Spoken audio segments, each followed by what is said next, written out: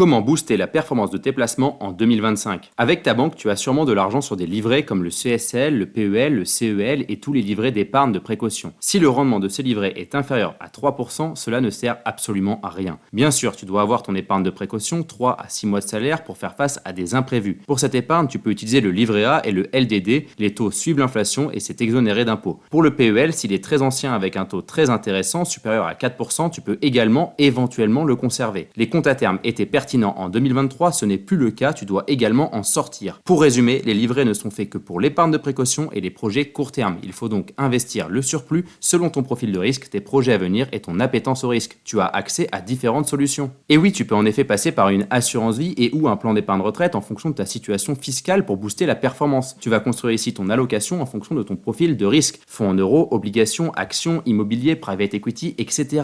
Avec une bonne stratégie, tu pourras viser un rendement intéressant, 5-6% sur du moyen long terme. Il faut toutefois faire attention à différents points. Il faut se faire accompagner par une personne qui prend en compte ton profil de risque et tes objectifs. Fais attention également aux différentes couches de frais importantes qui peuvent réduire ta performance. Il peut s'agir des frais d'entrée, des commissions de gestion pilotées, mais également des frais d'arbitrage ou même des frais de sortie. Il faut faire attention également aux fonds maison proposés par les banques ou les courtiers non indépendants. Ce sont rarement les plus performants. Allez, prenons un exemple concret. Léa a reçu un héritage de 200 000 € et elle décide de placer la somme à deux endroits. 100 000 € chez un courtier rattaché à un assureur et donc non indépendant et 100 000 € chez un conseiller en gestion de patrimoine indépendant. Au bout de 10 ans, elle fait le constat. Son contrat chez le courtier est à 134 392 €, soit une performance de 3% seulement, alors que le contrat chez le CGP est de 179 085 €, soit une performance de 6%. Elle remarque que la différence vient principalement des frais d'entrée et des fonds maison peu performants proposés par son courtier. Attention, il faut toujours regarder la performance nette en prenant en compte tous les frais. Et si tu souhaites en savoir plus, abonne-toi et va écouter notre podcast L'art de la gestion patrimoniale sur Spotify ou Apple Podcast.